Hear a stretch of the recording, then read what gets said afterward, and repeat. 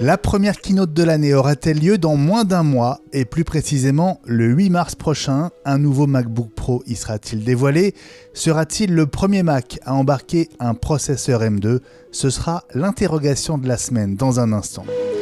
Samsung a dévoilé mercredi sa nouvelle génération de smartphones haut de gamme, la série S22, S22 Plus et S22 Ultra. Processeur gravé en 4 nanomètres, 50 mégapixels pour le capteur photo principal. Ces nouveaux Galaxy S risquent-ils de faire de l'ombre à l'iPhone 13 ? Quand Meta menace de fermer Facebook et Instagram en Europe, info ou intox, l'affaire Spotify, dont le CEO persiste et signe, il ne débranchera pas le podcast de Joe Rogan. Il n'empêche, Neil Young et les boomers montrent qu'ils sont toujours là. Ce sera le focus de Gilles. Un cocktail Molotov dans le dîner d'Eli, un nouvel OS qui se présomme Reality à suivre dans les rumeurs de la semaine, et puis c'est vous tout craché, comment créer votre Memoji sur Mac. Et oui, ça n'est pas possible que sur iPhone, on va voir comment avec le tuto audio.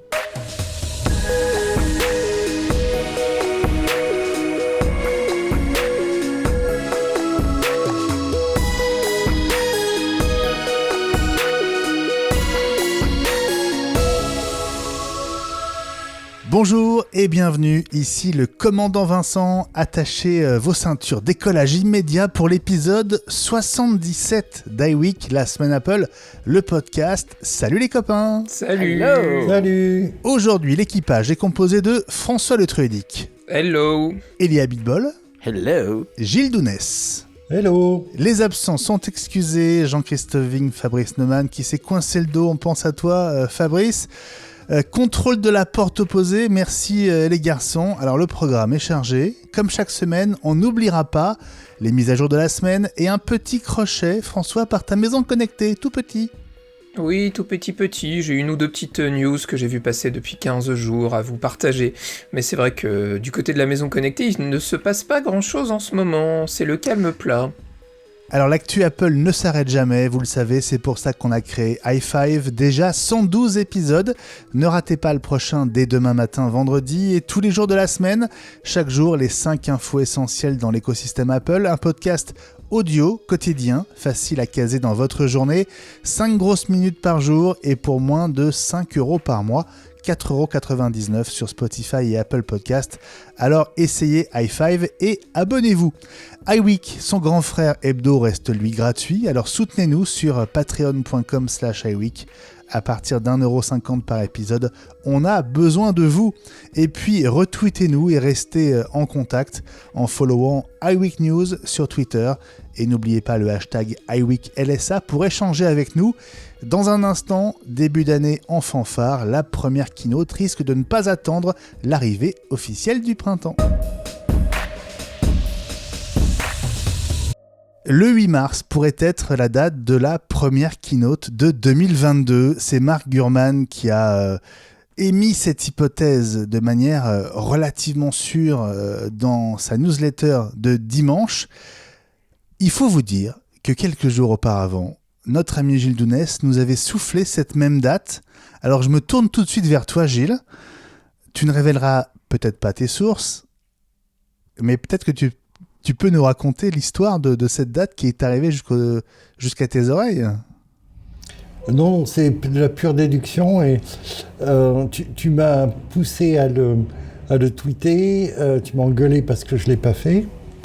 Et j'ai un axiome personnel, c'est-à-dire que quand j'ai ce genre de fulgurance et que je la partage avec tout le monde, en général ça tombe à plat.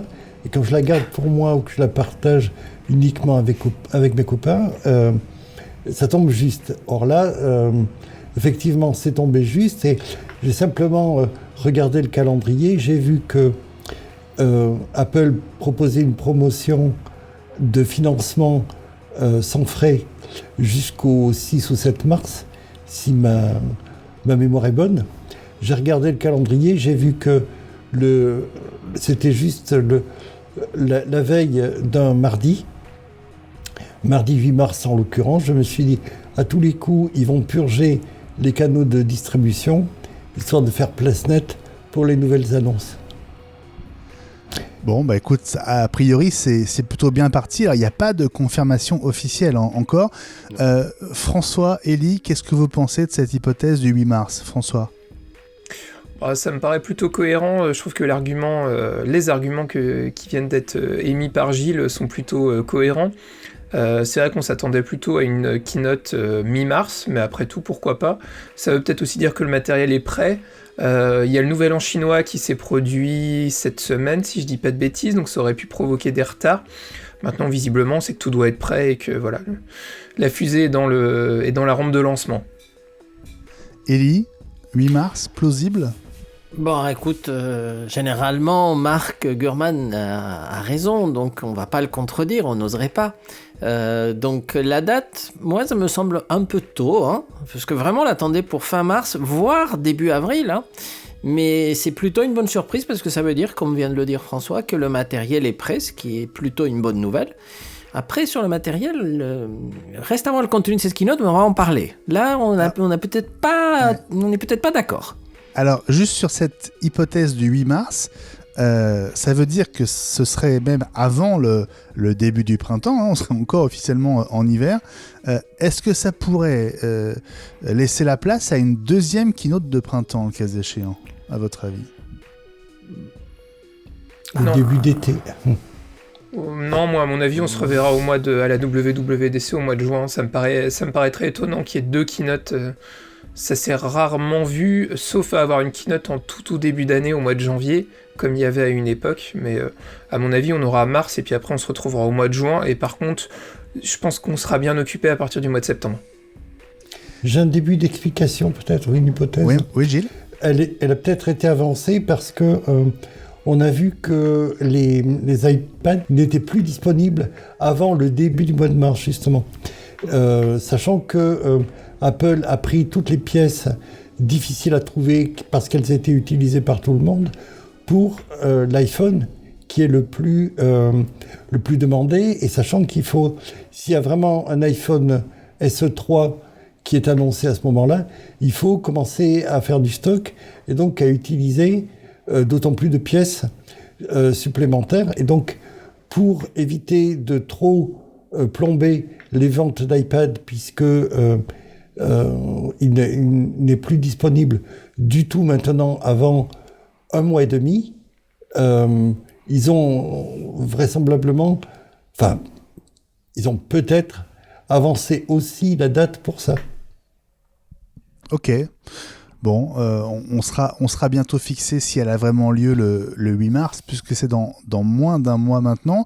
Alors, sur le contenu de cette première keynote de l'année 2022, tout le monde s'accordait pour dire qu'on y verrait l'arrivée du nouvel iPhone, donc l'iPhone SE de 3e génération, le premier qui embarquerait la 5G. On y verrait le nouvel iPad Air, qui doit rattraper son retard depuis les annonces de l'année dernière. Et puis la nouveauté, la surprise, et François, tu me disais dans i5 il y a quelques jours, ce serait quand même un peu léger comme contenu pour une keynote s'il y avait juste cet iPhone et l'iPad Air. On parle maintenant d'un nouveau MacBook Pro, alors peut-être le remplaçant du 13 pouces M1. Est-ce que c'est comme ça que vous le voyez positionner ce potentiel MacBook Pro M2 d'entrée de gamme, comme on dit? François, juste, et après on passe à Élie. Élie fait nom de la tête. Moi, je trouve que depuis 1 an et demi, le MacBook Pro M1 est complètement dépositionné, dans le sens où il y a très très peu de différence entre le MacBook Air M1 et le MacBook Pro M1. La principale différence, en fait, c'est la Touch Bar, dont tout le monde s'en fout. Le processeur est le même sur le milieu haut de gamme. Il n'y a aucune différence en dehors du ventilateur. C'est la seule différence. Maintenant, moi, clairement, ça vaut pas la rallonge de prix. Donc, pour moi, il est complètement... il sert à rien. À mon avis, ça doit pas se vendre beaucoup. Alors, Élie pourra nous le dire s'il a les chiffres de tête. Mais je pense vraiment qu'il se vend très peu. Donc, il est clairement temps de le repositionner. Il y a sans doute une place entre les deux, entre le MacBook Air et le MacBook Pro 14 pouces. Donc pourquoi pas un M2, ce qui différencierait clairement le MacBook Air M1 et du coup ce MacBook Pro M2 qui serait sans touch bar, à voir, peut-être qu'il reprendrait un petit peu le design du MacBook Pro 13 pouces, même complètement sans doute, avec un nouveau clavier vu qu'il n'y a plus de touch bar. Ellie, alors on parle plutôt d'un design inspiré des 14 et 16 pouces, hein, pas du 13 pouces, François. Oui, c'est ça, c'est une des deux choses sur lesquelles j'ai des doutes. La première, parce qu'il y a eu des informations contradictoires, et même les mêmes ont donné des informations contraires. C'est-à-dire que, première chose, c'est déjà le design, parce que certains sites ont dit ça sera un 14 pouces mais moins puissant. Donc le design est vraiment le look du 14 et du 16 pouces mais moins puissant. Et tout de suite après, il y a eu d'autres sites qui ont dit non, ça sera un 13 pouces, ça sera pas un 14 pouces. Parce qu'il y en avait qui avaient dit c'est un 14 pouces mais sans mini LED. Et l'autre ont dit non, ça sera un 13 pouces. Donc du coup, déjà, c'est pas la bonne taille. Est-ce que ça sera un 13 ou un 14 ? Ça peut impliquer un certain nombre de choses au niveau des ports, au niveau de... Bon, suivant le design. Parce que est-ce qu'il, du coup, s'il s'inspire des autres, il aurait un port HDMI ? La plupart disent non. Est-ce qu'il y aura un lecteur SD card ? La plupart disent non. Donc du coup, on retombe sur peut-être un 13 pouces. L'autre chose, c'est le ND. Mais il y aurait plus de ports que sur le 13 pouces M1. Ça paraît assez très d'accord. cohérent. Qui n'en a que deux. Hein. Après, ce qui m'embête le plus dans ces analyses, c'est le type de processeur. Est-ce que Apple va choisir ce MacBook Pro, qui serait donc une entrée de gamme, pour présenter la nouvelle gamme M2 ? Ça voudrait dire que, le processeur serait prêt, alors qu'on a vu jusqu'à une date très récente qu'il était plutôt en retard. Et l'autre chose, c'est que logiquement, tel que je connais Apple depuis si longtemps, pour lancer la gamme M2, il devrait commencer par le MacBook Air, qui va arriver, qui est prêt avec le nouveau design, avec les couleurs, etc. Et pourquoi pas le 8 mars ? Parce que alors là, ça serait vraiment une grosse nouveauté. Là, on parle, si la gamme, c'était, pendant cette annonce, MacBook Air plus MacBook Pro, tous en M2, là, je dis oui. Si c'était le MacBook et Mac Pro... Mini. Et Mac Mini, absolument. Si c'était uniquement... J'ai un Mac Pro, je vous le mets quand même ? Non. Pas de cette date-là. Si c'était uniquement un MacBook Pro M2, moi je dis c'est illogique par rapport à ce qu'a toujours fait Apple. Gilles, est-ce que tu crois que Apple finalement va renouveler les 3 premiers Mac qui étaient sortis avec le processeur M1 dans moins d'un mois ? C'est possible, on en aurait entendu parler avant. Sur les 3 références, je veux dire. On en a entendu parler, mais à des moments différents. C'est peut-être ça qui brouille les cartes. Oui. Effectivement. Mais c'est ce maintien d'une dalle de 13 pouces à côté de la 14 pouces qui, moi, me semble problématique. Enfin, qui m'interroge beaucoup pour des raisons de stock et de pièces détachées, d'approvisionnement. Il faudrait vraiment qu'il ait une spécificité particulière qui se démarque beaucoup du 14 pouces, en particulier au niveau du prix, pour qu'il ait vraiment un intérêt dans la gamme. Alors, s'il renonce au mini LED, s'il renonce peut-être au HDMI et au lecteur de carte SD, s'il propose moins de RAM, moins de stockage, si l'écran est un peu plus petit, forcément, il va finir par être moins cher. Bah oui. Pourquoi pas un MacBook Air à ce moment-là de 13 pouces ? C'est là où... Et oui, quelle sera la valeur ajoutée de cet éventuel MacBook Pro abordable, entre guillemets, entre le 14 pouces et le MacBook Air ? Pas évident. Ouais, pas évident. Bon, on va suivre évidemment l'actu au jour le jour dès la semaine prochaine dans iWeek et évidemment quotidiennement dans i5. Un mot de ce Mac Pro dont on a parlé très brièvement. Mark Gurman, notre ami confrère de Bloomberg, pense qu'il sera effectivement présenté à la WWDC au mois de juin, Ellie. Oui, nous on pensait plutôt fin d'année, mais s'ils sont prêts, ils sont prêts. Et Apple a déjà lancé des Mac Pro à la WWDC. C'est le genre de machine qui plaît aux développeurs. Hein. Donc s'ils sont prêts, ils vont le lancer à cette date-là. Et selon Mark Gurman, plusieurs Macs seront annoncés lors de cette conférence mondiale des développeurs qui aura probablement lieu en juin comme chaque année, mais dont on ne connaît pas encore les dates officiellement. Allez, dans un instant, on ouvre le dossier de la semaine consacré au principal concurrent de la gamme iPhone 13, les Galaxy S de Samsung qui viennent d'être dévoilés. Il s'agit du S22, du S22 Plus et du S22 Ultra. Risque-t-il de faire de l'ombre à nos smartphones préférés? À tout de suite.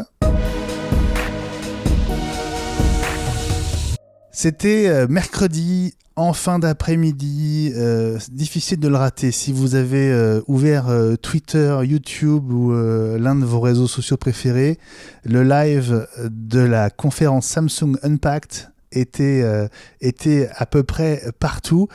Samsung avait prévu de présenter sa nouvelle gamme de smartphones en ce 9 février 2022. Alors on est quasiment à 6 mois de la présentation des iPhones par Apple. Alors, tous les ans, on se demande si Samsung rattrape son retard ou au contraire prend 6 mois d'avance sur Apple. On va pouvoir en discuter. Je ne sais pas si vous avez eu beaucoup de temps pour apercevoir les caractéristiques de ces nouveaux smartphones. Peut-être que vous avez vu leur design déjà. Ça peut être un premier point sur lequel on peut échanger.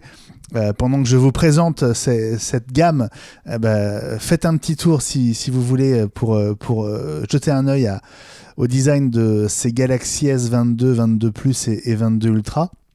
Alors le 22 Ultra, on va le garder de côté parce qu'en fait c'est le successeur du Galaxy Note.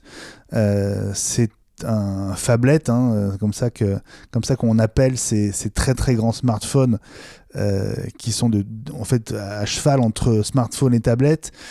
Comme le Galaxy Note d'autrefois, le S22 Ultra est doté d'un stylet, le fameux S Pen, qui peut se ranger dans la carrosserie même du S22 Ultra. Alors les caractéristiques essentielles, d'abord il y a 5 capteurs au dos, donc il est évidemment super boosté au niveau photo et vidéo. L'écran c'est du 6,8 pouces. C'est du dynamique AMOLED avec, on va dire, le ProMotion à la Samsung, puisqu'il est capable de passer du 1 Hz au 120 Hz en fonction des besoins.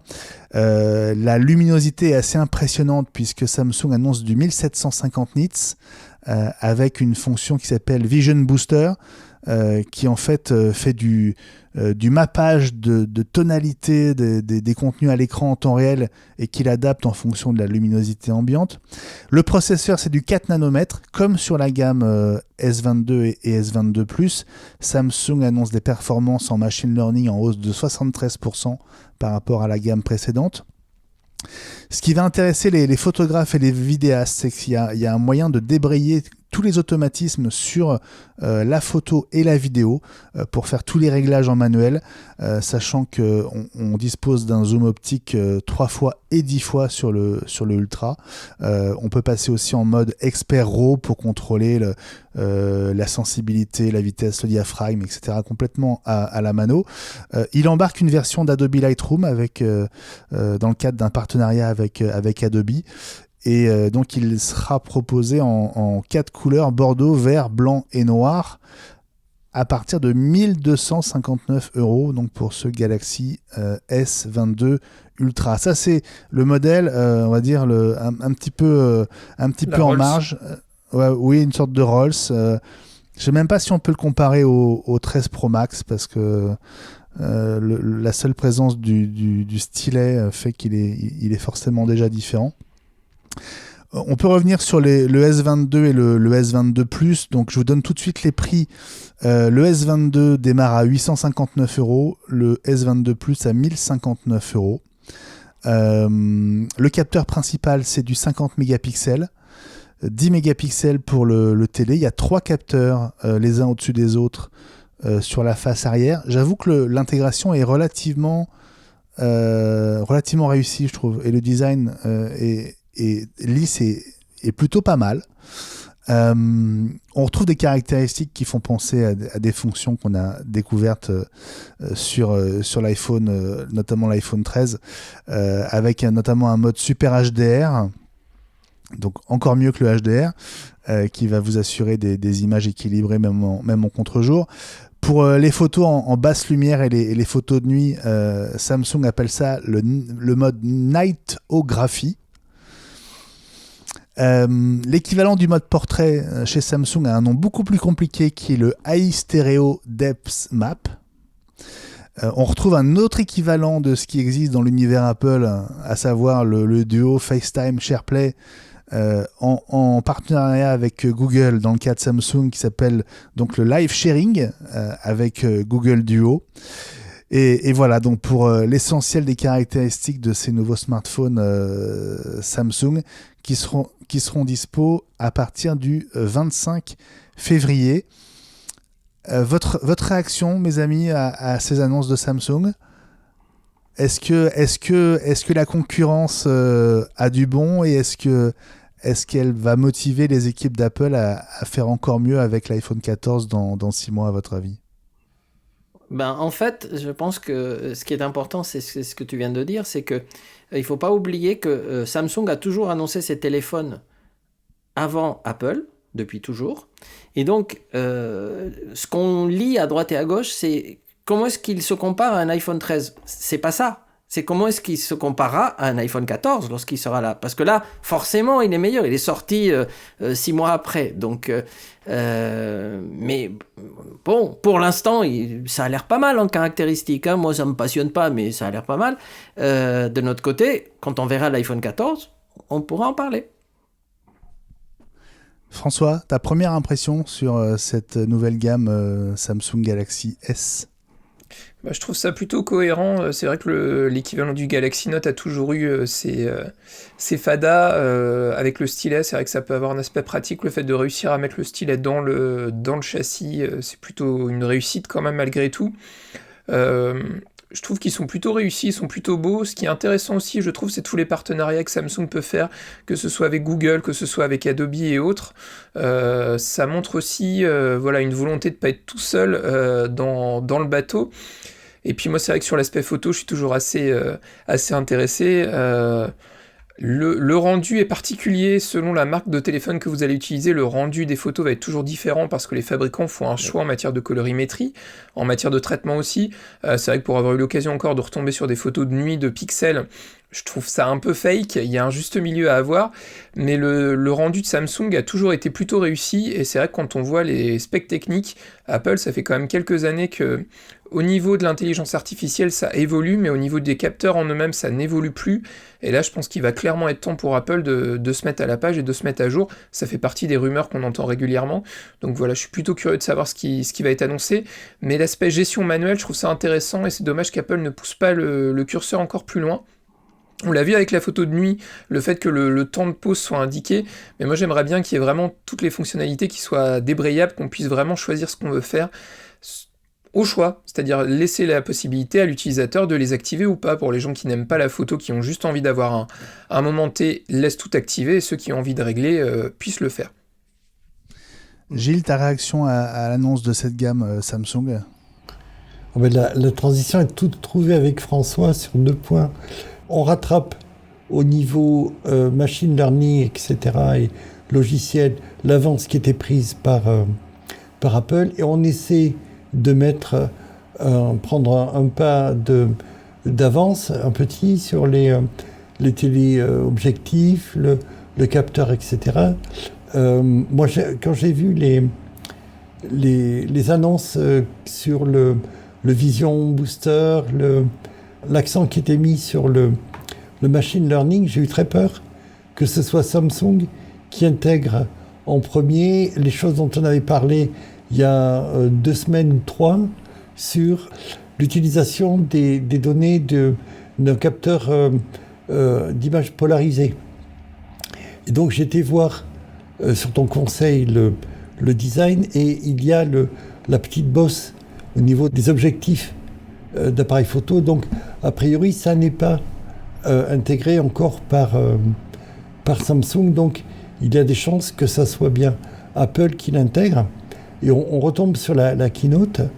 L'intégration de cette nouvelle technologie est promise pour le printemps.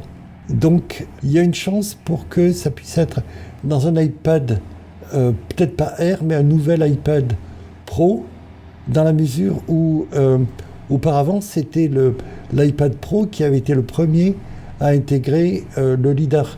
il y a 2 ans, souvenez-vous.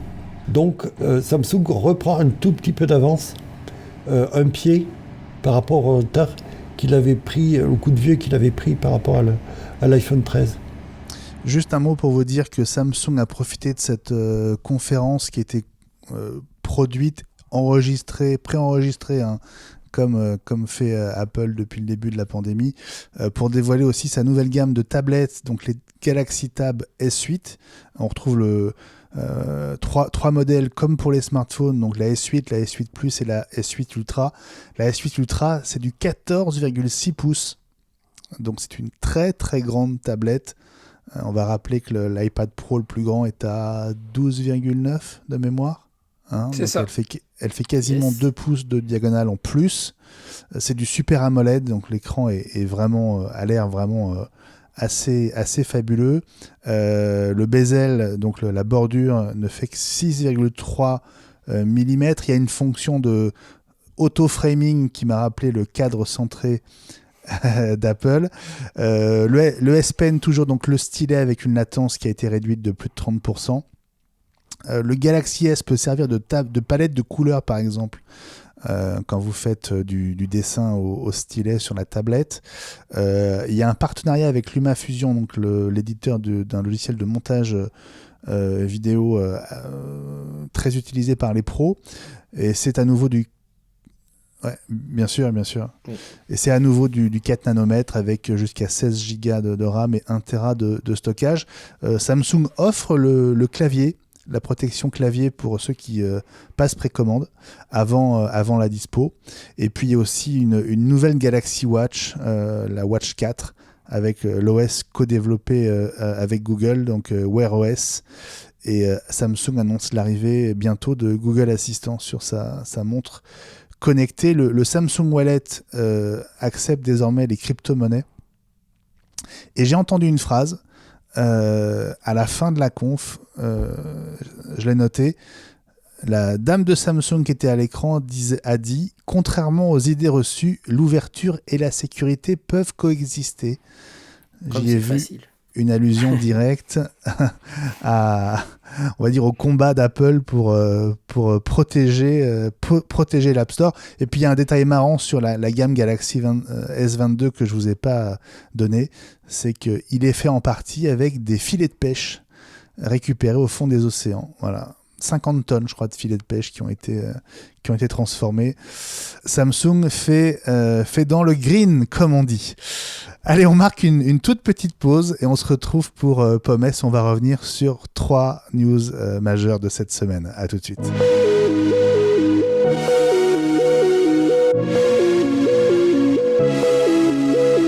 Pommes, 3 news de la semaine qui nous ont marqué et dont on a forcément déjà parlé dans i5. La première, c'est ce chantage du groupe Meta, le nouveau nom de Facebook. Lundi, le Parisien titrait « Facebook et Instagram fermés en Europe. Faut-il croire à cette menace de Meta ?» Alors je sais que vous avez forcément des choses à dire sur le sujet.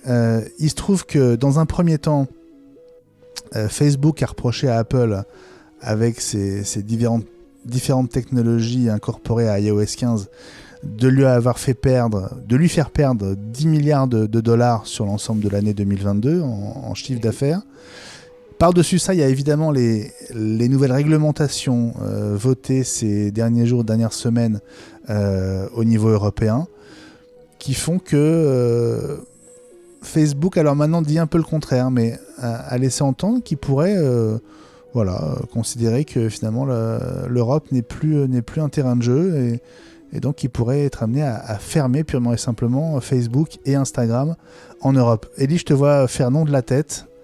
Oui, parce que tout de suite après, il y a quand même un responsable de la communication de Meta qui a dit que l'Europe était quelque chose de très important pour Meta et qu'il n'envisageait vraiment pas de fermer l'accès aux Européens. Et certains journalistes qui ont fact-checké ont vu que ça représente 25% quand même des revenus de Facebook, l'Europe. Hein. Donc ça représente quelque chose comme 35 milliards de dollars, quelque chose comme ça, si je ne me trompe pas. Et donc Ils peuvent pas fermer. Hein. Franchement, ils peuvent pas. Et avec ces coûts de 10 milliards chez Apple un jour, 10 milliards l'Union européenne de l'autre, il y a une nouvelle référence chez Facebook. C'est le méta, c'est 10 milliards de dollars. Quand je dis j'ai perdu 2 méta, j'ai perdu 20 milliards. C'est la nouvelle monnaie de référence. Le méta. François, tu crois à cette possibilité que Facebook et Instagram cessent d'être accessibles en Europe ? Non, je pense qu'il y a trop d'argent en jeu et puis trop d'emplois aussi. Alors il y a les emplois directs, j'ai vu passer ça sur Twitter et j'ai vu un feed et c'est vrai que c'est pas faux. Il y a les emplois directs chez Meta et puis il y a aussi tous les emplois qui dépendent aussi des réseaux sociaux. Il y a quand même aujourd'hui les postes qu'on appelle les community managers, les personnes qui sont en charge des réseaux sociaux dans les entreprises, les administrations, les associations. Ça présente un gros paquet de personnes d'embauche. Donc c'est vrai qu'on a vu beaucoup de commentaires disant c'est pas grave, fermez si vous voulez, mais il faut penser à l'impact économique que ça peut avoir derrière, que ce soit pour Meta ou pour plein de gens. Donc même si je pense qu'il y a des choses à recadrer sur Facebook, mais on peut pas souhaiter que le réseau s'en aille. Et c'est une menace comme une autre, je pense, mais ça m'étonnerait qu'ils mettent la menace à exécution.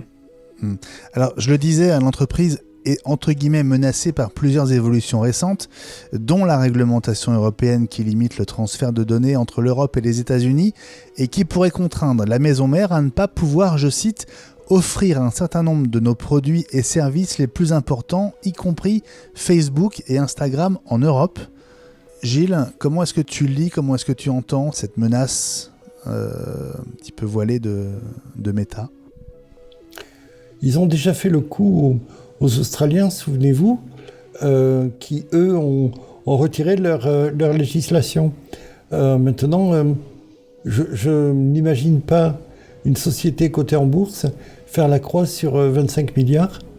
Et je me demande combien de temps Mark Zuckerberg pourrait garder son poste et à quel niveau finirait l'action.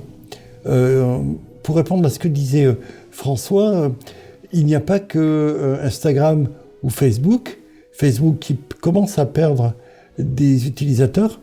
Ils perdent de l'adhérence chaque jour, comme on dit dans les tontons flingueurs. Ça m'étonne, Gilles. Je crois... Les derniers chiffres, ils ont perdu de l'utilisateur actif.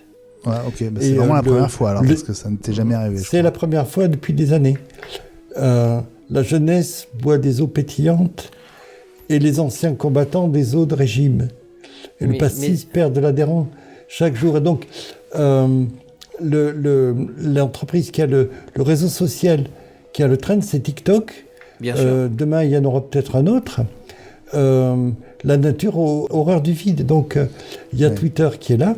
Et si Facebook ferme boutique du jour au lendemain en Europe, il y aura autre chose qui prendra le relais. Et les community managers ont déjà fort à faire ailleurs, même si ça prend une grande place et s'il y a un grand nombre de petites entreprises qui ont pris l'habitude de communiquer là-dessus. Ils ont fait exactement le même coup aux Australiens, souvenez-vous, et les Australiens se sont contentés de belles paroles et sont revenus sur la législation un peu similaire qu'ils comptaient mettre en place. Là, on parle... Elie l'a très bien dit, on parle de 25 milliards. Ils peuvent s'ils veulent. Maintenant, tu as un PDG qui, pour éviter de se conformer à la législation européenne, fait une croix sur 25 milliards. Combien de temps il va garder son poste et combien de temps l'action va durer? En fait, si on demande à des jeunes quel serait l'impact, ils disent « on s'en fiche, de toute façon, Facebook, on n'y est plus depuis longtemps. » Donc en fait, ils ont migré progressivement. Il y a eu d'abord du Facebook, c'était le premier réseau social. Ils sont passés ensuite sur Instagram. Instagram, ça les a fatigués assez rapidement. Ils sont passés sur Snapchat. Puis maintenant, ils sont sur TikTok. Donc tant qu'on ne touche pas à TikTok, tout va bien. Si on menace de fermer TikTok, c'est la révolution. Ils sont pas sur Clubhouse. Non. Alors moi, il y a un chiffre qui m'a étonné quand même. L'Europe, ça représente 427 millions d'utilisateurs actifs. Ça n'est que 14% des utilisateurs de Facebook dans le monde. Que l'Europe ne pèse que 14%, ça m'a un peu étonné. Je me dis finalement, oui, il pourrait fermer l'Europe. Bon, 14%, c'est pas négligeable, mais c'est pas non plus, c'est pas 50%, quoi. Mais quelle est la part du chiffre d'affaires et du revenu publicitaire ? C'est pas les mêmes marchés. Je suis d'accord. Très juste. Bon, on va passer à la deuxième news de ce POMES. Est-ce que Apple, à votre avis, va devenir fabricant de vélos d'appartement, de vélos connectés, des vélos un petit peu intelligents, un petit peu perfectionnés. Vous savez qu'Apple fait partie des 2-3 très grands noms qui pourraient peut-être faire un chèque pour s'offrir Peloton, le fabricant donc, de vélos connectés. Il se passe beaucoup de choses autour de Peloton en ce moment. D'abord, le CEO, le cofondateur est en train de partir. Il cède son fauteuil à un ancien de Spotify, Barry McCarthy. Peloton va aussi licencier 20% de sa masse salariale. 2800 personnes vont partir. Peloton, il y a un an, valait 50 milliards. Aujourd'hui, ça ne vaut plus que 8 milliards. C'est peut-être aussi pour ça qu'on se dit qu'il y a une opportunité pour un géant. Alors, ça pourrait être Apple, ça pourrait être aussi Amazon ou Nike, qui sont aussi dans les rumeurs du moment. C'est plus logique. Ouais. Tu penses, Elie, que c'est plus logique un Nike qu'un Apple, même si on pense à Fitness Plus, un complément oui, à Fitness Plus. Apple a déjà fait des folies financières comme ça pour moi, mais quel serait l'intérêt pour Apple, à part qu'ils ont beaucoup d'argent, de rajouter des vélos connectés? Je ne connaissais pas Peloton, mais je sais que c'est super populaire aux États-Unis, peut-être en Europe, mais en tout cas, moi je ne les connaissais pas avant, donc je suis allé voir. J'ai vu ça d'ailleurs dans des séries télé. Donc, ils parlent effectivement, je vais faire du peloton. Donc, ça m'avait un peu interloqué. Mais que viendrait-il faire dans cette galère, Apple? Je ne sais pas ce que ça pourrait leur apporter. Je pense que c'est beaucoup plus logique que Nike, qui est en plein dans le sport, rajoute une gamme de produits sportifs, ou même en France on aurait pu dire Decathlon aurait pu s'offrir ça, mais Amazon, parce qu'ils sont sur du multimarché. Apple, ils ont une gamme de produits, ils vont rajouter à leur catalogue des vélos. Avant, ils faisaient des imprimantes, ils les ont supprimées. Ils faisaient des routeurs Wi-Fi, ils les ont supprimés. Ils se sont concentrés sur leur cœur de métier.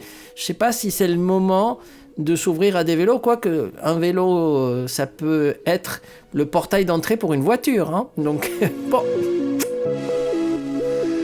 Bon, la troisième news de la semaine, c'est les craquements autour de l'App Store. Alors, on avait dit un mot de la Corée du Sud il y a quelques semaines. Là, c'est aux Pays-Bas que ça se passe. Et pour la troisième semaine d'affilée, Apple a été condamné à payer 5 millions d'euros d'amende pour ne pas avoir respecté l'injonction d'ouvrir les paiements alternatifs sur l'App Store néerlandais aux apps de rencontres comme Tinder. C'est l'autorité néerlandaise de la concurrence qui estime ne pas avoir reçu de preuves suffisantes de la part d'Apple que la marque s'est conformée à l'injonction. Alors, ce qui est quand même assez fou, c'est que Apple a quand même mis un tout petit peu d'eau dans son vin. D'abord en faisant amende honorable, en acceptant de permettre bientôt, on ne sait pas quand, aux développeurs de développer des apps séparées qui permettraient des paiements alternatifs, mais en continuant de percevoir une commission, alors qui serait plus de 30%, mais de 27%. Alors les éditeurs crient au scandale, même Tim Sweeney, qui n'est pas concerné a priori, a réagi en disant que c'était un scandale. C'est fait exprès, à mon avis. Ouais. Ah oui. Pour le faire hurler. Mais alors, quel est le sens de cette modification du taux de la commission qui quand même est une reculade, même si ça n'est que 3 points, mais... Si c'est plus sur l'Apple Store, ça justifie plus une commission de 30%, un loyer, avec la vérification des apps, la mise en avant, etc., etc. Là, 27%, à mon avis, je ne sais pas comment il le justifie, mais c'est tout simplement de la provocation et de la mauvaise volonté. Je ne comprends pas cette polémique. Pourquoi ils ne font pas des achats in-app et puis l'autorité de régulation est en plein dans un combat d'arrière-garde à vouloir absolument séparer les contenus des tuyaux ou des distributeurs. Hein. C'est ce qui a été fait pour l'électricité, le gaz. On voit dans quel merdier on est actuellement. Bah oui. Le train, ils essaient de faire la même chose pour les applications et les boutiques. Si vraiment ils veulent peser sur les distorsions de concurrence, il faut qu'ils s'attaquent aux impôts sur les sociétés, à taper, au lieu de 15%, taper à 40, 50, et les multinationales n'auront plus les moyens de développer des services potentiellement difficiles à contourner pour la concurrence. Pour moi, c'est un non-sens et un combat d'arrière-garde. On est dans les années 70, quand il a fallu démanteler les chaînes de cinéma, les salles de cinéma des studios hollywoodiens, ou quand on a démantelé AT&T. Enfin bon, pour moi, c'est aberrant. Merci Gilles. Bah écoute, tu es chaud, ça tombe bien. On te retrouve dans 3 secondes pour ton focus. On va revenir sur une autre marque avec laquelle Apple a un peu des problèmes en ce moment, même si pour le coup, cette fois-ci, c'est pas à cause d'eux, c'est Spotify. À tout de suite.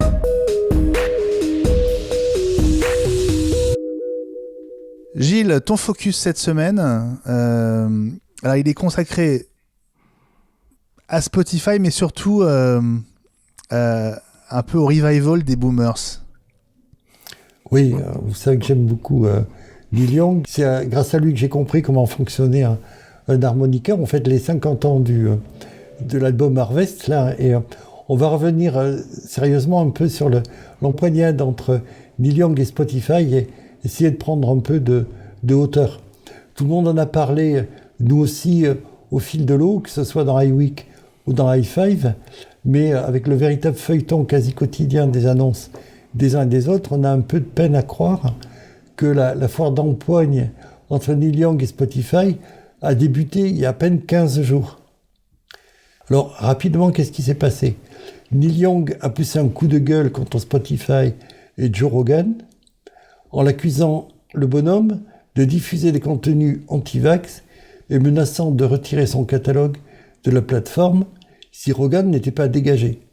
Bien entendu, le numéro 1 du streaming a refusé de s'asseoir sur 6 millions d'auditeurs mensuels et 2,5 millions d'abonnés de Rogan. Chaque épisode réunit quand même 11 millions d'auditeurs. Du coup, Neil Young s'en va avec son catalogue, suivi par Johnny Mitchell, puis Nis Lockgren, et puis plus récemment par David Crosby, Stephen Stills et Graham Nash, qui ne sont pas inconnus ou plus anciens de nos auditeurs. Crosby, Stills et Nash, François. Désolé, connais pas. Ah, moi j'aime beaucoup. Vous prenez sur mon temps, les gars. Tout récemment, l'affaire s'est compliquée avec un certain nombre d'épisodes du fameux Joe Rogan qui ont refait surface, dans lesquels le mot « nègre » était abondamment employé et où les quartiers à forte communauté afro-américaine étaient comparés à la planète des singes. Alors, autant dire que Daniel Ek, le CEO de Spotify, et Joe Rogan, qu'il avait joué sur le mode des héros de la libre expression, ont été obligés d'en rabattre copieusement et que pas moins de 70 épisodes du fameux podcast ont été dégagés. Et Neil Young appelle à présent les employés à quitter la boîte au nom des valeurs de cette même boîte qui ne sont pas vraiment recommandables et en lien avec l'air du temps. Alors, au-delà des gros sous, on parle quand même d'un deal à 100 millions de dollars pour signer Hogan, contrebalancé par 100 autres millions, promis en urgence pour des causes avec moins de visibilité, et un chiffre d'affaires de la publicité sur les podcasts qui devrait passer de 842 millions de dollars à plus de 2 milliards en 2022, il y a également quelque chose de la personnalité des protagonistes. D'un côté, on a des libertariens comme Rogan ou Ek, des deux côtés de l'Atlantique. Rogan est né sur la côte Est, mais c'est les mêmes personnalités que Mark Zuckerberg, qui était au mariage de Heck ou Tim Sweeney, qui sont pour la liberté c'est vraiment celle de se remplir les poches. Et de l'autre, on a des Californiens. Tout le monde se connaît. Crosby, Stills & Nash a joué avec Neil Young. Nils Logan est un ancien du groupe de Neil Young. Et Johnny Mitchell est l'ancienne petite amie de Graham Nash. Tout ce petit monde était dans Laurel Canyon, qui est l'équivalent du Ashbury High à San Francisco ou du Greenwich Village à New York, c'est-à-dire vraiment la contre-culture. C'est dans la banlieue de Los Angeles, c'est Beverly Hills sans le fric. Et pour ces gens, ces Californiens, on peut faire du business, certes, mais surtout avec des valeurs. Et on n'est pas très très loin de la philosophie d'Apple, qui fait du business avec des contenus, certes, mais pas n'importe quoi et avec du sens derrière. Merci Gilles. Tu n'as pas respecté le chrono.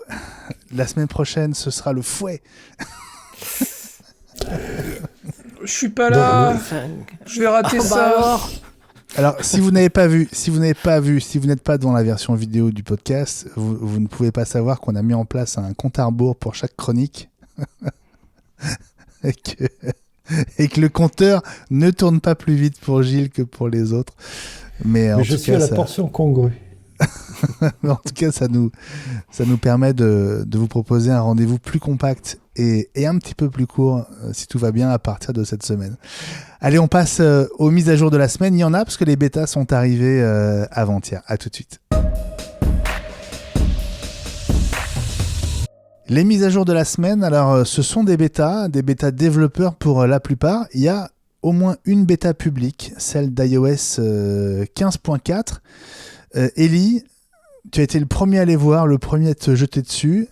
Est-ce que tu peux nous les présenter, ces bêtas qui enfoncent un peu le clou des premières qu'on a eues il y a une petite semaine? Oui, absolument. Un petit tour rapide parce qu'on n'a pas tous les détails, évidemment. C'est des bêta 2 cette fois-ci.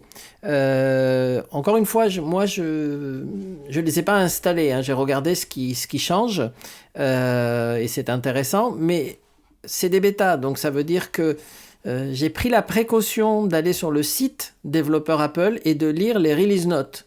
Et les release notes, je vous assure, ça fait un peu peur.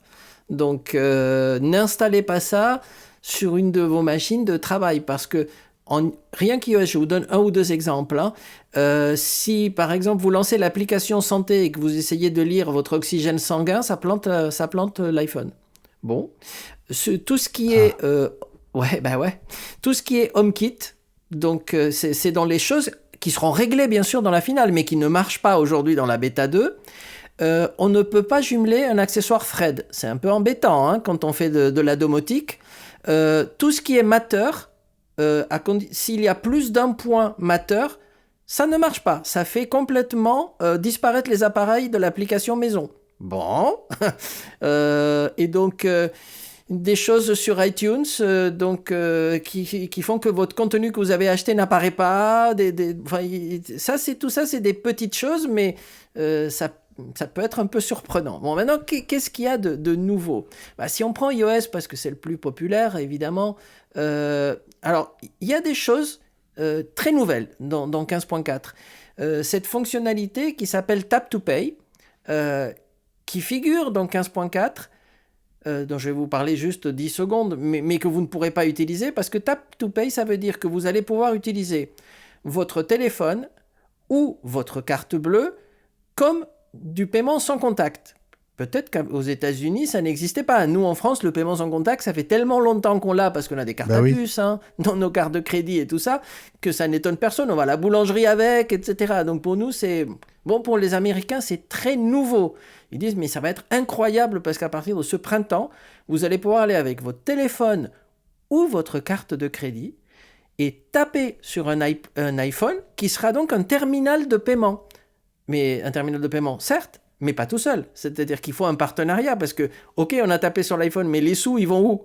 Donc, du coup, Apple annonce un partenariat aux États-Unis d'abord, mais peut-être plus tard dans le reste du monde avec Stripe, Stripe qui est très connu puisqu'ils ont déjà un petit boîtier qui permet d'accepter des paiements. Donc du coup, ils vont se retrouver un peu, le hardware ne va plus se vendre puisque ça marchera directement sur les produits Apple, mais leur logiciel, lui, qui peut être intégré à un site marchand, permettra de recevoir des paiements simplement sans contact, en utilisant Apple Pay bien sûr, mais en utilisant les cartes de crédit, etc. Et ça sera rigolo si quelqu'un, à part Stripe, développe une application de style échange de monnaie comme on a en France, il y en a plein, du style je veux passer 5 € à François, ben, on tape nos iPhones, bon là on est un peu loin, Seulement et du coup on fait un transfert d'argent comme ça. Mais la fonction c'est taper, parce que ça utilise la puce NFC, donc ça ne marche pas à distance, hein, c'est pour ça que je te dis on est un peu loin. Ce n'est pas pour envoyer de l'argent électroniquement à travers Internet, c'est vraiment du sans contact. Apple a ouvert NFC, c'est ça qu'il faut retenir. Ok, bon. D'où l'expression « je me suis fait taper 5 € par François ». C'est bon, ça. à part ça, et très rapidement, il y a le fait de pouvoir débloquer l'iPhone en portant un masque, sans avoir besoin d'un Apple Watch. On l'attendait depuis que la pandémie existe. En 15.4, on pourra enfin déverrouiller son iPhone masqué. Dans la bêta 2, il y a une petite modification. Subtilité. Ouais, si le déverrouillage ne marche pas, il y aura un message à l'écran qui vous dira, je crois qu'il faut baisser le regard. Je crois que ça va être ça Exactement. la petite différence avec la bêta 2. Tu baisses ton regard tout de suite. Voilà. Quand tu me regardes. Exactement. On pourra aussi rajouter des certificats numériques. Mais alors justement, c'est ça qui est drôle, c'est que j'ai oublié de vous le dire tout à l'heure. Un des bugs, c'est que on ne peut pas rajouter son certificat Covid directement dans l'application Wallet en France. Le bug est français. Et il y a 2 autres pays, hein, mais qui nous concernent moins. Mais donc, il y a 3 pays dans lesquels ça ne marche pas. Et malheureusement, la France. Donc, si vous voulez votre certificat Covid dans Wallet, pas de 15.4 pour le moment. La finale, bien sûr, permettra de le faire. Parce qu'on a choisi d'éviter les technos Apple et Google. Donc, pas étonnant. Mais il y avait un pont qui avait été mis à disposition par un développeur allemand, je crois. Oui, bien sûr. Mais que tu l'embrasses. Un site web. Oui, pas officiel. Et ça veut dire que tu confies ton certificat numérique à un site web qui, en fait, le transpose dans Wallet. En attendant, tu as filé ton certificat numérique. Comme il y a beaucoup de faux qui circulent sur Internet, moi, je l'ai fait au tout début, hein, mais je ne l'ai plus refait après. Je passe par Tous Anti-Covid, hein, qui me l'affiche comme un widget directement sur l'écran du Mac. Hein, donc, puisque maintenant, Tous Anti-Covid, il le met comme widget, hein, de la taille que vous voulez. Donc sur l'écran de ton Mac, carrément. Tu travailles avec ton Mac, du coup. Mon iPhone. C'est une bonne autonomie. Ça y est, non, mais il fallait que je dise une bêtise, excusez-le. J'en avais pas fait. Il se balade avec son MacBook. Voilà, je me balade avec mon MacBook. Voilà mon certificat, il est là. Bon, Ellie, ça c'est la version, donc la bêta 2 15.4 d'iOS. Yes. François ? Non, je disais qu'il avait dépassé son temps, c'est fini, voyons. Il faut quand même qu'on parle des autres, on peut pas ne pas en parler. Donc, qu'est-ce qu'on a à dire sur les autres bêta 2, Ellie ? Très rapidement, excusez-moi du dépassement, iPadOS, rien de nouveau puisque c'est lié à iOS, donc rien de plus ni de moins. tvOS, rien de marquant. Et dans Monterey, puisque là on change de système, il y a Universal Control, hein, dont on a déjà parlé effectivement, puisque maintenant les bêtas sont arrivées.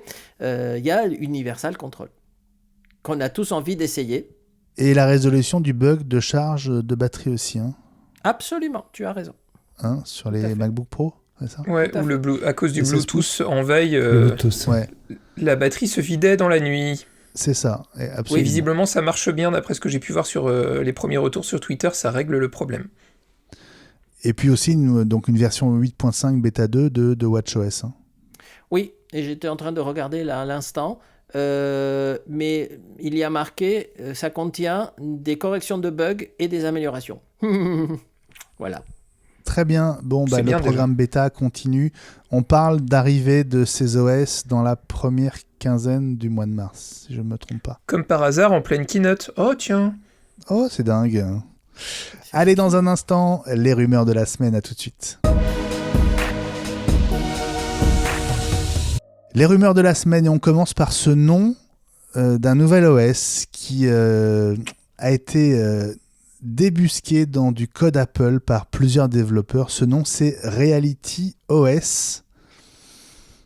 Et là, il n'y a plus trop de doute, Ellie, sur ce à quoi il pourrait être destiné.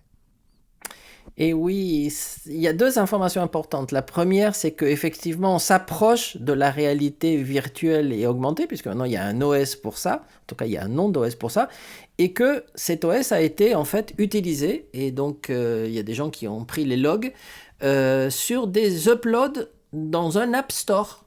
Et donc la deuxième information importante, c'est que ce Reality OS permettra d'avoir sa propre App Store, c'est-à-dire qu'il y aura des applications que les gens pourront télécharger depuis un App Store spécial. Donc ça, c'est très important, parce que ça veut dire que les tierces parties pourront accéder et rajouter, ce qu'on ne doutait pas, évidemment, on sait bien qu'Apple allait le faire, et donc ça veut dire que probablement ça sera présenté à la WWDC, et les développeurs verront ce qu'Apple a fait comme OS, comme interface, et Apple leur dira, mais vous avez un App Store à votre disposition, allez-y, travaillez, uploadez, et on le lancera dans quelques mois. Donc, il va y avoir des API idoines présentées vraisemblablement à la WDC du coup. Exactement. Autre bruit de couloir, il vient de Mark Gurman de Bloomberg. Apple avait envisagé, selon lui, d'intégrer Face ID à l'iMac 24 pouces M1. Il aurait été le premier Mac à profiter de la technologie de reconnaissance faciale. Mais Apple a apparemment changé d'avis. Et pourtant, François, c'est plutôt dans un iMac que ce serait le plus évident à intégrer, parce que ce serait apparemment plus facile que dans un MacBook Pro, par exemple. Ouais, je pense que ne serait-ce que par rapport à l'inclinaison, l'inclinaison de l'iMac est pas énorme, alors que sur un portable c'est beaucoup plus. C'est vrai que ça aurait été chouette sur l'iMac 24 pouces. Apple a dit qu'il y avait toujours un clavier, donc Touch ID, ça se tenait sur le clavier. Maintenant, voilà, je trouve que le fait qu'il y ait la grande bordure sur le... J'ai un iMac en face de moi, donc c'est pour ça que je le dis. Avec la bordure en haut, il y aurait clairement de quoi mettre tous les capteurs. C'est dommage qu'Apple ne l'ait pas fait. Maintenant, comme je l'ai dit dans Hi5, moi je mets une petite pièce pour l'iMac 27 pouces, le fameux iMac Pro, je mets des guillemets, l'iMac Pro, ça se tiendrait bien. Maintenant, à mon avis, on aura le droit aux deux, je pense, c'est-à-dire qu'on aura à la fois sur le clavier et sur l'écran, parce qu'Apple va pas s'amuser à développer des claviers différents. Ouais. Gilles, est-ce que tu vois cette techno de Face ID arriver sur un écran Apple externe aussi ? Ah, externe, je sais pas, mais pour le retard à l'allumage, c'est peut-être un problème de composants, pour 2 raisons. Il y a tout un tas de composants qui sont intégrés par ST Microelectronics, qui a peut-être... d'autres chats à fouetter en ce moment et qui est confronté d'une part à des difficultés d'approvisionnement et vraisemblablement à une hausse de la demande d'Apple. Et s'il y a une hausse de la demande en iPhone, qui s'est particulièrement bien vendu le trimestre dernier, le trimestre de Noël, il y a moins de composants disponibles pour l'iMac. L'écran externe, pourquoi pas. Ils ont historiquement été bénéficiaires de l'ensemble des fonctionnalités apportées par Apple, avec la caméra, avec le son, tout un tas de... Les écrans étaient chers, mais bien dotés, quoi. Et puis, troisième rumeur, elle concerne peut-être une V2 des AirPods Max, puisqu'Apple vient de se voir attribuer un brevet qui décrit des commandes tactiles sur les côtés d'un casque qui ressemble énormément dans le brevet au AirPod Max. Ces commandes tactiles, est-ce qu'elles pourraient remplacer la couronne digitale, Ellie, à ton avis, sur une éventuelle deuxième version ? Oui, c'est ce qu'on a entendu, et moi je trouve que ça serait une bonne chose. Alors évidemment, il y a toujours les nostalgiques de la Digital Crown qui vont dire « Oh non, c'est un scandale, c'est bien d'avoir ça », mais dans un casque, moi les fois où j'ai utilisé les AirPods Max, j'aurais préféré nettement avoir un bouton plutôt que cette petite couronne. On essaye de régler le volume, des fois il faut appuyer. Honnêtement, ça n'a pas de sens dans un casque. Déjà dans la montre, on parle d'une future Apple Watch qui n'aurait plus de Digital Crown, donc ça aussi.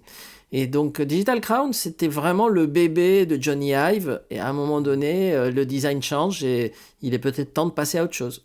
François écoute en montrant son Apple Watch au poignet. Hein. Oui, moi aussi. Gilles ? C'était pour rappeler la Digital Crown, c'était pour rappeler les montres haut de gamme qui sont très prisées des CSP+++++. En ce qui concerne le brevet, quand on travaille sur un brevet, sur un design, on couvre l'ensemble des aspects et des aspects voisins.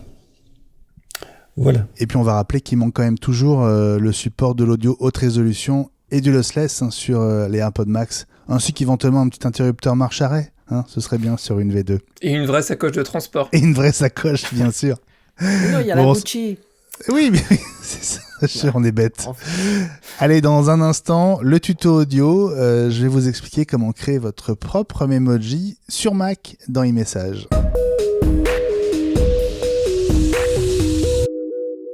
Le tuto audio, après les Animoji, vous vous souvenez qu'Apple a lancé les Memoji en 2018. Ces avatars personnalisables en 3D sont apparus sur iPhone pour être utilisés principalement dans iMessage, mais ils ne sont pas limités à l'iPhone. La preuve, vous pouvez aussi créer votre Memoji à vous sur Mac. Alors voilà la marche à suivre très simplement. Vous allez commencer par ouvrir l'appli Messages, donc sur votre Mac, et vous allez cliquer sur n'importe quelle conversation, peu importe, dans la colonne de gauche. En bas de la colonne principale des messages, juste à gauche de la case de saisie de votre prochain message, il y a une seule icône, c'est l'icône App, avec un A à l'intérieur. Cliquez dessus, et dans le menu qui apparaît, choisissez Autocollant Memoji. Dans la fenêtre qui apparaît, en haut à gauche, vous allez découvrir les 3 points dans une bulle. Cliquez sur les 3 points et choisissez Nouveau Memoji. Voilà, vous y êtes. À partir de là, c'est à vous de jouer, à vous de choisir la couleur de peau qui vous correspond, les cheveux, la coupe de cheveux, la bouche, le nez, les lunettes et tous les accessoires à votre disposition pour vous ressembler le plus possible.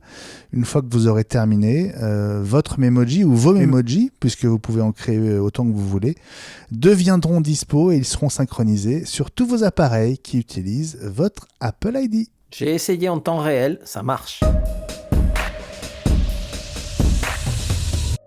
Ma maison connectée, le rendez-vous domotique, c'est avec toi François. Alors, c'est un début d'année assez calme, hein, j'ai l'impression. Oui, je t'avoue que je commence à me demander si c'est moi qui suis pas bon pour trouver les nouveautés ou si c'est qu'il se passe rien. Donc c'est bien, en fait, je pense que je vais être le module de régulation. Si on fait trop long, c'est moi. J'ai même pas besoin de raccourcir en fait, parce que vu qu'il n'y a pas grand chose à dire, au moins c'est rapide. Il y a juste eu 2 petites nouveautés qui ont retenu mon attention depuis 3 semaines. Première nouveauté, on a déjà parlé de la gamme Aqara de nos amis de chez Xiaomi. Il y a un nouveau modèle de caméra qui vient de sortir. Il y avait la G2 qui était sortie il y a déjà quasiment une bonne année. Ils ont sorti un nouveau modèle Pro qui s'appelle la G2H Pro, qui était disponible uniquement en Chine jusqu'à Noël, et elle est disponible maintenant en France, donc vous la trouvez aussi sur l'Apple Store. Alors il y a quelques petites nouveautés. Alors honnêtement, c'est pas énorme. La vision de nuit a été améliorée. Vous pouvez avoir de la compatibilité avec un NAS, c'est-à-dire que vous pouvez enregistrer directement votre caméra sur les images issues de votre caméra sur un NAS.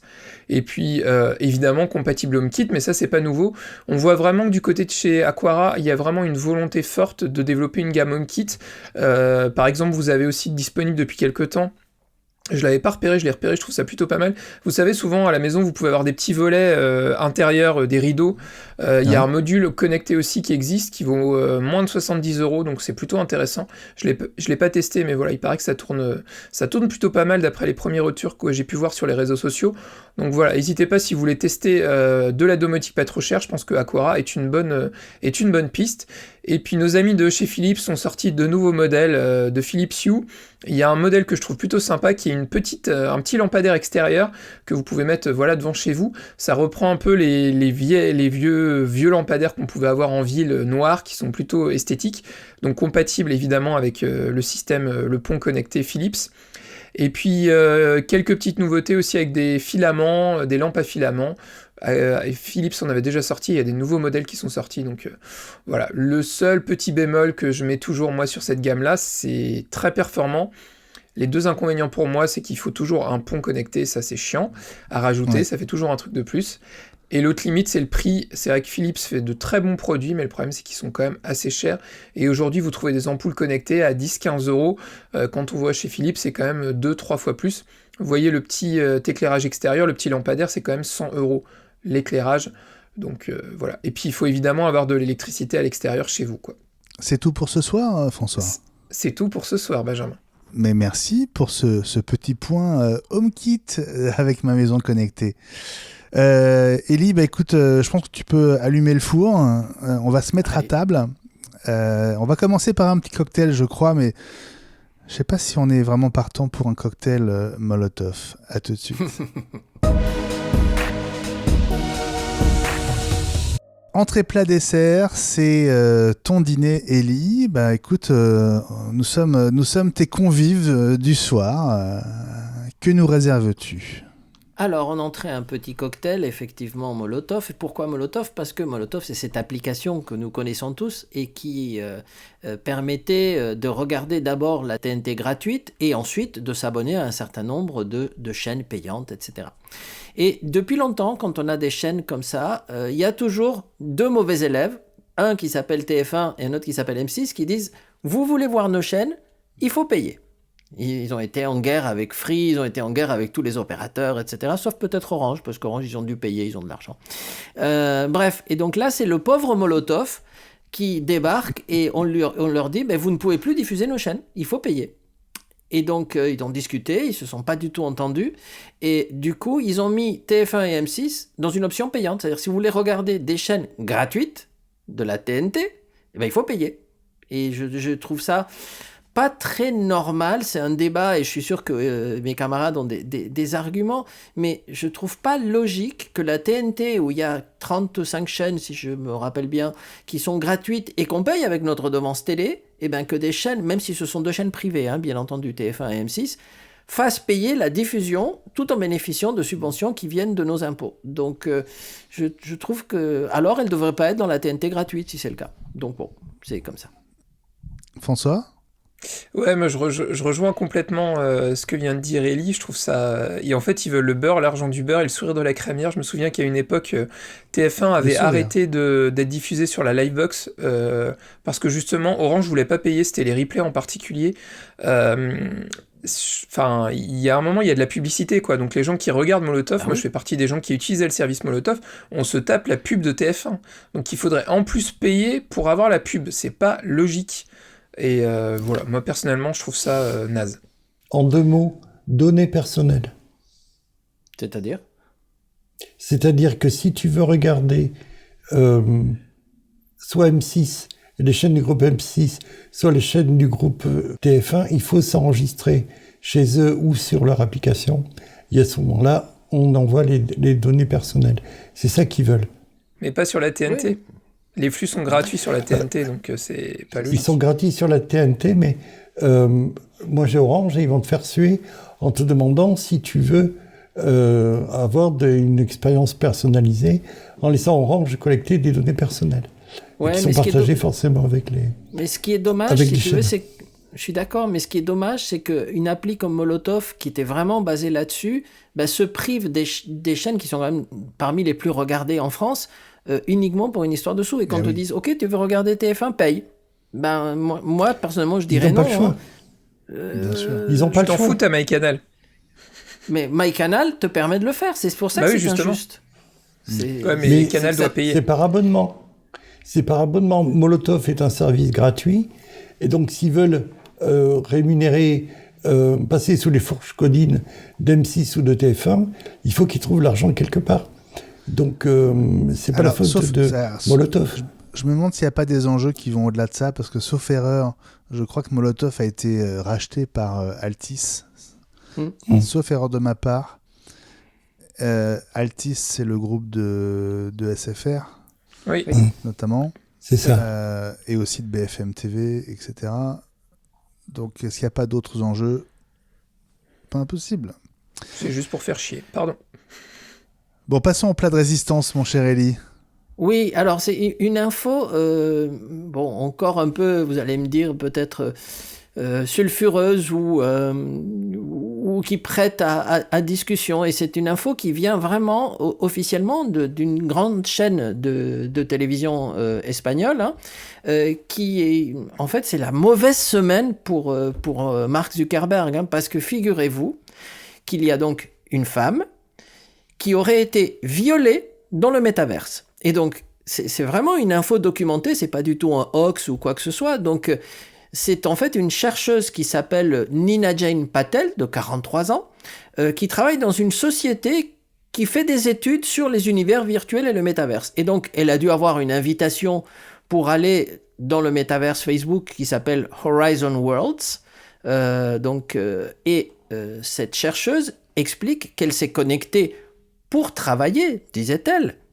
Et donc, au bout de 60 secondes, elle a été agressée verbalement et sexuellement par 3 ou 4 avatars masculins, avec des voix d'hommes, hein, parce que maintenant c'est pas trop, mais donc des avatars masculins avec des voix d'hommes, qui l'ont violée, déshabillée et prise en photo. Et donc, elle a porté plainte. Mais c'est là où on arrive aux choses où je ne comprends pas, où je ne sais pas. Comment est-ce possible, dans un univers virtuel, de déshabiller quelqu'un? Parce que ceux qui ont fait du Second Life ou autre chose, vous approchez de quelqu'un, vous pouvez taper dessus, mais vous ne pouvez pas le manipuler, le déshabiller ou quoi que ce soit. Et le prendre en photo. Et en plus, une photo virtuelle d'un avatar. Hein, donc... Bon, cette dame s'est en fait exprimée dans les réseaux sociaux, elle s'est beaucoup plainte, peut-être qu'elle cherche à gagner de l'argent, j'en sais rien. Elle s'est pris une volée de bois vert d'internautes qui lui ont dit « Mais qu'est-ce que tu foutais? D'abord, t'avais qu'à mettre un avatar d'homme, ce qui n'a strictement rien à voir avec cette histoire, ou alors tu l'as bien cherché, etc. » Mais de quoi parle-t-on? C'est un univers virtuel. Et alors évidemment, grosse campagne en disant « Si vous laissez vos enfants aller dans le métavers, ça va être un drame. » Bon, écoute... À suivre. C'est récent. C'est pas une bonne pub pour le métaverse, en tout cas. Ça date de début de semaine. Début de semaine. Parce qu'il y a déjà eu quelque chose de cet ordre-là, et Facebook avait communiqué sur le thème de « c'était sa faute ». Elle avait la possibilité de déclencher une bulle qui l'aurait mise à l'abri, et elle ne l'a pas fait. D'accord. Bon, écoute. Bon, alors... Ça va pas aider le métavers, pour parler français. Hein. Non, c'est clair. Mais c'est pour ça que je disais que c'était pas la bonne semaine pour Facebook. Hein, non, parce que si en plus ils se prennent un procès, alors attention, ça pourrait être un procès virtuel dans un univers virtuel où ils seraient obligés de payer de l'argent à cette dame en monnaie virtuelle, puisque nous sommes dans le métaverse. Bon, passons au dessert. Revenons dans le monde réel, Ellie, pour le dessert. Alors, un petit dessert rapide, j'essaie de respecter mon timing. Donc, figurez-vous, pour ceux qui connaissent la société suisse qui s'appelle Infomaniac, nous, on le connaît bien puisqu'ils font un produit qui s'appelle Swiss Transfer. Et donc, cette société vient de sortir maintenant un concurrent à iCloud, Google Cloud, Microsoft Drive, etc., puisqu'il propose gratuitement un espace de stockage de 15 gigas, quand même pas négligeable, pour stocker, synchroniser vos photos, mais aussi pour faire du travail collaboratif, puisque c'est compatible avec Office, donc Word, Excel, PowerPoint.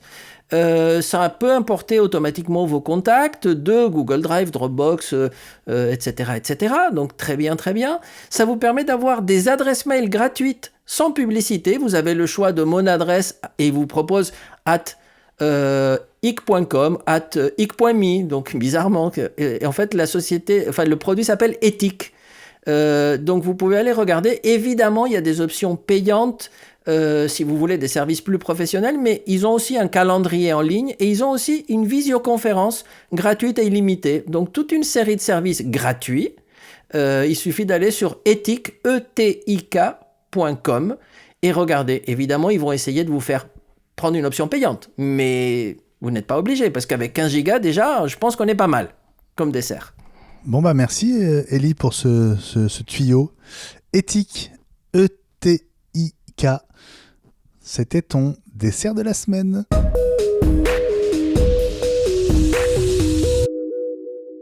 Nos coups de cœur de la semaine, et on démarre par toi. François, tu as 1 minute pour nous présenter ton coup de cœur de la semaine. Et mon coup de cœur, on en a parlé dans l'épisode d'i5 d'hier, c'est la dernière version de Tweetbot. Hier, je n'avais pas eu l'occasion de l'utiliser, de la télécharger, et maintenant c'est fait. Donc la version 7 qui utilise les dernières API de Twitter. Donc maintenant, on retrouve les statistiques. C'est plutôt bien fait. Je trouve ça plutôt léché. L'interface est toujours sympa. Il y a des nouveaux thèmes. Voilà. Délaissez l'application officielle Twitter. N'hésitez pas à vous abonner à Tweetbot. L'abonnement annuel est à moins de 7 € par an. Donc du coup, je trouve ça plutôt intéressant, ça permet à une équipe de développeurs de faire une application qui est vraiment bien. Donc si vous aimez bien Twitter, si vous traînez beaucoup sur Twitter, n'hésitez pas à essayer Tweetbot, vous verrez, vous ne le regretterez pas. Et ça permet de faire quoi en plus en 10 secondes? Concrètement, rien de plus que ce que tu as sur Twitter, à part que tu as l'ordre chronologique et que tu n'as pas de publicité. Pas mal. Et l'interface est beaucoup plus sympa. C'est déjà pas mal. Merci François pour ce petit rappel pour ceux qui étaient à l'écoute d'i5. Élie, on passe à toi, ton coup de cœur de la semaine. Quel est-il? Absolument. Alors très rapidement, retenez ces 3 lettres, Viz, V-I-Z. C'est un coup de cœur dont on va parler et c'est un produit qu'on va vous présenter dans une prochaine version d'iWeek. François et moi, on va essayer de l'étudier ensemble parce qu'en fait, figurez-vous que Viz Design, ça s'appelle comme ça, est un logiciel qui permet de créer des espaces HomeKit, c'est-à-dire que vous allez pouvoir dessiner une pièce, une maison ou mettre une photo et vous allez pouvoir rajouter des accessoires HomeKit. Par exemple une lampe, si vous prenez la photo de votre salon et que vous avez un lampadaire, vous allez cliquer dessus, ça va l'allumer. Ou vous allez pouvoir avoir un chauffage, vous allez cliquer dessus, vous allez pouvoir choisir le type de thermostat, circulaire, vertical, etc.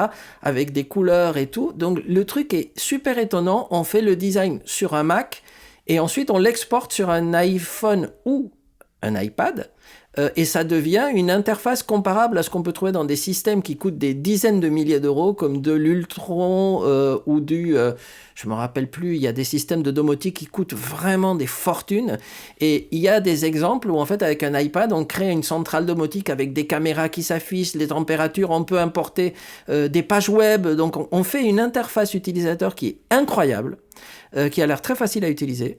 Et donc, j'essaye de les contacter pour obtenir des versions de tests. Et François et moi, on va vous pondre un petit tuto de comment paramétrer votre maison pour qu'elle ressemble enfin à une maison. Écoute, avec grand plaisir. Moi, j'ai hâte de découvrir ça. Gilles, ton coup de cœur de la semaine, est-ce qu'on reste dans le domaine de la musique? Tout à fait. Vous vous souvenez peut-être du clip de la chanson Get Back des Beatles sur le toit de l'immeuble de l'Apple Corp. Ouais. Et la vidéo a circulé là récemment sur Internet et maintenant est disponible, non pas l'album, mais parce que le concert a été interrompu par la police. On a vu les bobbies qui écoutaient sagement avant d'inciter les Beatles à remballer leur matos.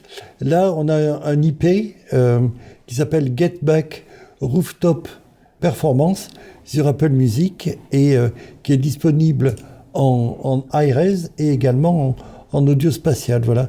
Il y a plusieurs prises, comme d'habitude, avec les ressucés de Yoko Ono, mais c'est intéressant pour les fans des Beatles. Mais ça veut dire que c'est un live ou c'est... C'est tout à fait le live qui avait été tourné à ce moment-là et qui servait pour le clip. D'accord, ok, très super. Bien. Et moi, mon coup de cœur, c'est toujours dans l'univers de la musique. En fait, c'est la promo autour d'Apple Music si vous achetez un HomePod mini. Alors, j'avais fait le calcul dans i5 cette semaine avec toi, François, je crois.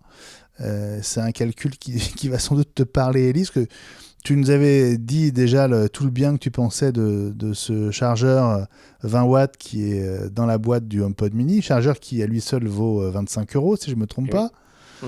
Donc ça fait déjà que le HomePod mini ne vous coûte entre guillemets en tant qu'enceinte que 74 €. Mais si vous achetez un HomePod mini, vous avez 6 mois d'Apple Music gratuit. Et 6 mois à 10 €, ça fait 60 €. Oui. Donc ça fait que le HomePod mini ne vous coûte en fait que 14 €. Si on fait le calcul un petit peu comme ça à l'envers. Alors c'est d'autant plus intéressant que depuis quelques jours, la période d'essai d'Apple Music est passée de 3 mois à 1 mois seulement. C'est vrai. sauf si vous achetez un Mac ou un matériel éligible. Dans ce cas-là, vous avez quand même droit toujours aux 3 mois, mais la période d'essai n'est plus que d'1 mois. Donc, acheter un HomePod mini, c'est un bon moyen d'avoir une demi-année de musique gratuite. Pensez-y, on ne sait jamais.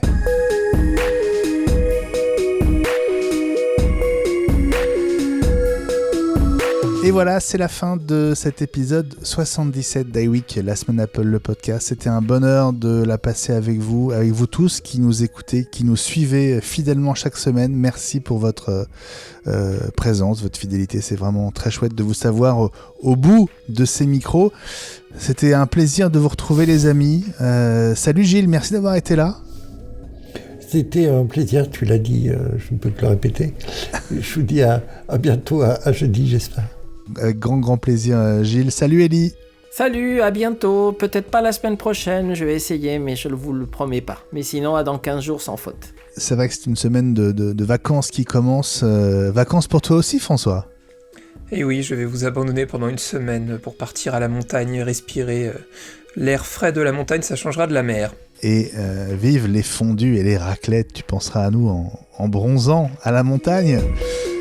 On vous donne rendez-vous, en tout cas pour ceux qui seront là jeudi prochain. On sera le 17 février. Ce sera l'épisode 78. D'ici là, passez une très bonne fin de semaine, un très bon week-end. N'oubliez pas i5 sur Spotify et Apple Podcast. Essayez-le, abonnez-vous à ce podcast quotidien, 5 minutes par jour, 5 jours par semaine, pour 4,99€ sur Spotify et Apple Podcast. Twitter @iWeekNews et le hashtag iWeekLSA pour communiquer avec nous. Et puis toujours Patreon pour soutenir iWeek. Patreon.com/iWeek à partir d'1,50€ par semaine.